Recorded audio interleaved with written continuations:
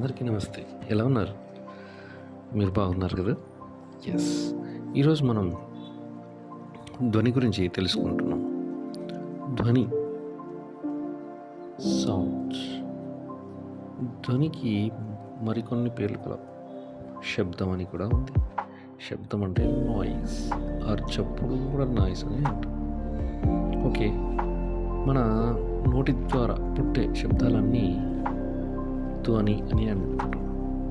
అంటే మానవ వాగ్గేంద్రియం నుండి పుట్టిన ప్రతి శబ్దము ధ్వని అని అంటాం. ఇలా ఏర్పడిన ఆ శబ్దానికి ఒక గుర్తుని పెడతాం. దాన్నే అక్షరంగా మాట్లాడుతాం. ఏ భాషకైనా దాని ముఖ్య రూపం ధ్వని రూపంగానే ఉంటుంది. ధ్వనులు ఇలా ఉత్పత్తి చేయగలుగుతున్నాం. దీన్ని ధ్వనులను తెలిపే శాస్త్రాన్ని ఫొనెటిక్స్ అని ఇంగ్లీష్లో అంటాం. ధ్వని రెండు రకాలుగా మనకు తెలుసు.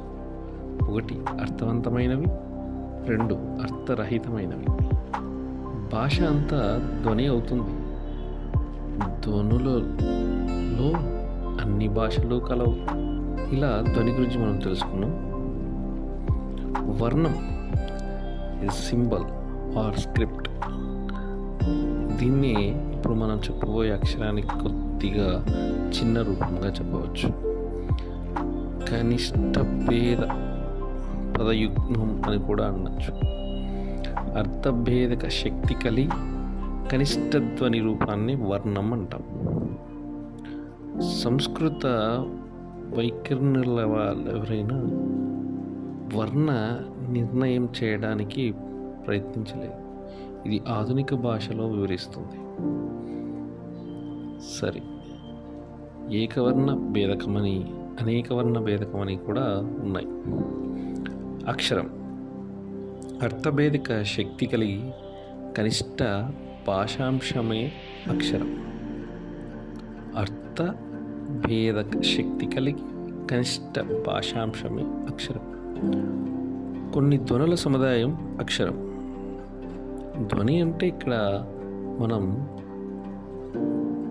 పాట అని అనుకున్నాం. ప, ఆ, ట, ఆ ఈ 4 వర్ణాలు కలిస్తే పాట అయింది. అలాగే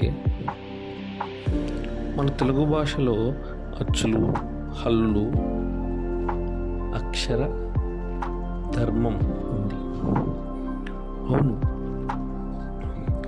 మన తెలుగులో భాషలో 56 అక్షరాలు. అందులో అచ్చ తెలుగు నుంచి వచ్చిన అక్షరాలు 36, సంస్కృతం నుండి తీసుకున్నవి 19, అలాగే బండీరాను కలిపి మనకు 56 అక్షరాలు కలవు. వీటినే వర్ణమాల అంటాం. ఈ వర్ణమాలలో మనం 3 భాగాలుగా విభజించుకున్నాం. అవి ఏంటంటే అచ్చులు, హల్లులు, ఉభయాక్షరాలు. అచ్చులు మనకు 16 కలవు. ఇవి ఊపిరితిత్తు నుండి వచ్చి వాయు ప్రవాహము ముఖకుహరం లాంటి నిరోధించగా పొరపడిన కానీ కలిగించవచ్చు ధ్వనులను అచ్చులు అంటాం. ఆ నుంచి ఔ వరకు ఉన్న అక్షరాలను అచ్చులు అంటాం. ఇవి స్వతంత్రంగా పలకబడదు, అందుకు వీటిని స్వరములు అని అంటాం. భాషకు ప్రాణం ఇవే, అందుకు వీటిని ప్రాణములు అని అంటాం. తెలుగు భాషలో ప్రతి మాట అచ్చుతో అంతమవుతుంది. కావున తెలుగును అజంతా భాష అంటాం.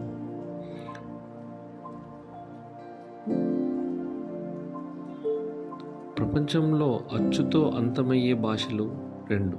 ఒకటి తెలుగు, ఇంకొకటి ఇటాలియన్.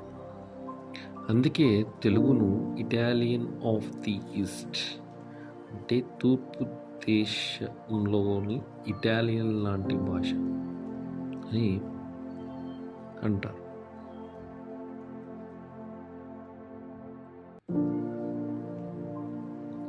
అచ్చులు 4 రకాలు: హస్వ అచ్చులు, దీర్ఘాచ్చులు, వక్రములు, వక్రతలములు. అలాగే హల్లులు మనకు 37. అక్షరంలో హల్లు అనగా పొల్లు, హల్లుగా పలికే ధ్వని.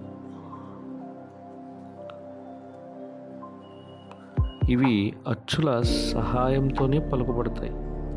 కా నుంచి హా వరకు గల అక్షరాలను హల్లులు అంటారు. హల్లులను ప్రాణులు, వాద్యాలు అని అంటారు. వాద్యాలు అనగా అర్థం ఆధారపడేవి. ఇవి క్షణంలో 1/8 వంతు కాలంలో ఉచ్చరించబడతాయి. ఇందులో కా నుంచి మా వరకు గల అక్షరములను వర్గాక్షరములని లేదా స్పర్శాలని అంటారు.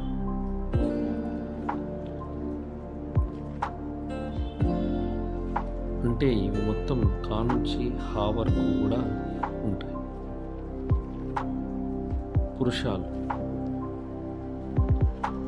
పురుషాలు అంటే వర్గ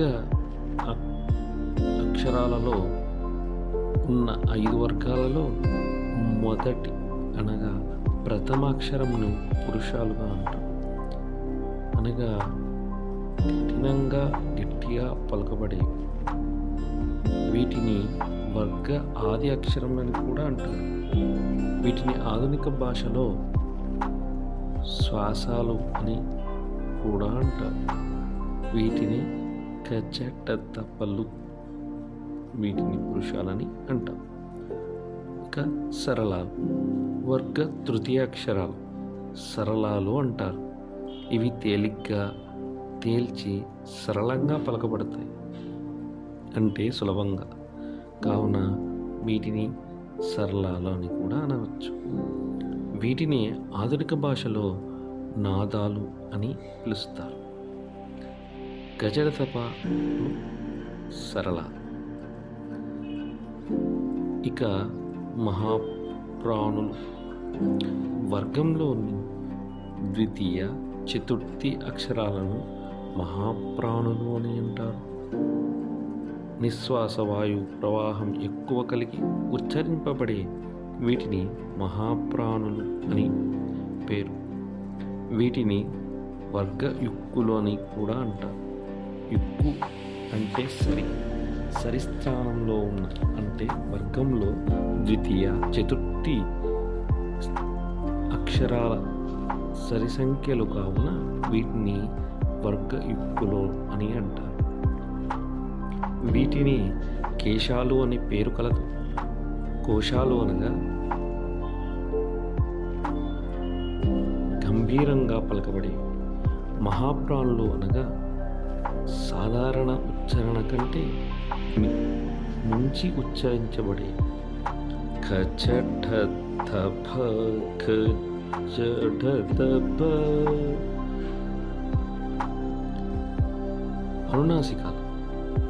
అనునాసికాలు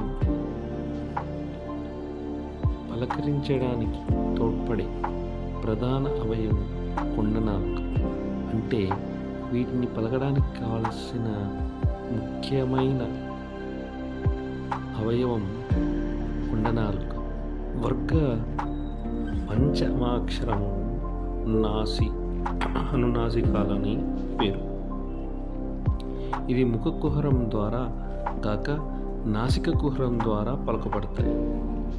నాసిక సహాయంతో పలకబడతాయి.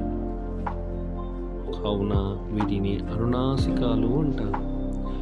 జ్ఞ, ఇన, న, అన, మ అనునాసికాలు. ఇక అంతస్తాలు, కొంచెం స్వధర్మం కొంచెం వైద్య ధర్మం కలిగి అంతస్తాలు. యా, రా, లా, వా లను నాదతంతములని కూడా అంటారు. ఇవి స్పర్శాలు, వర్గయుక్కులు మరియు ఉష్మాల మధ్య ఉంటాయి. ఇక ఊష్మాలు శశ, సహ ఊష్మాలు అని అంటాం. ఊది పలుకబడుతున్నాయి కావున వీటిని ఊష్మాలు అంటాం. ఊపిరితిత్తుల నుండి వచ్చే ప్రవాహ స్థానం నిరోధన లేకుండా స్థాన కరణంల నిరోధాల వల్ల సంకుచిత అవకాశము ద్వారా ఒరవడి కొన్ని రావడం వల్ల ఏర్పడిన ధ్వనులను ఊష్మాలు అంటాం. స్పర్శాలు అని కూడా అంటాం. వర్గ సంఖ్యలు. స్థిరాలు పురుషాలు స్థిరాలు కానీ వాటన్నిటినీ స్థిరాలని అంటాం. ఇక ఉభయాక్షరాలు స్వతంత్రంగా పలుకబడేవి ఉభయాక్షరాలు. అచ్చుతో కానీ హల్లుతో కానీ కలిసి ఉచ్చరింపబడేవి. రంగస్థలంపై నటించే నటీమణుల వంటివి ఉభయాక్షరాలు. పూర్ణ బిందువు, సున్నా, అర్ధస్వరం, అరసున్నా అని పేర్లు కలవు. అర్ధస్వరం కురకచెడి, ఖండబిందు అని పేర్లు కలవు. ఇది ప్రాచీన కావ్య భాషలో మాత్రమే కనిపిస్తుంది. నేటి భాషలో కనిపించదు. గాంధిక భాషలో అయితే ప్రాధాన్యం ఉన్నది. ఇక విసర్గ విశేషంగా సంసర్గం చేయడం అనగా విడగొట్టబడింది లేదా విడగొట్టబడినది అని అర్థం. విసర్గ సంస్కృత పదములలో చేరుతుంది. ఈరోజు ఇలా ధ్వని గురించి తెలుసుకున్నాం కదా. ధ్వని మరియు అక్షరాల గురించి తెలుసుకున్నాం. ఇక మరికొన్ని విషయాలను తర్వాత తెలుసుకుందాం. ఓకే, ఇక సెలవు.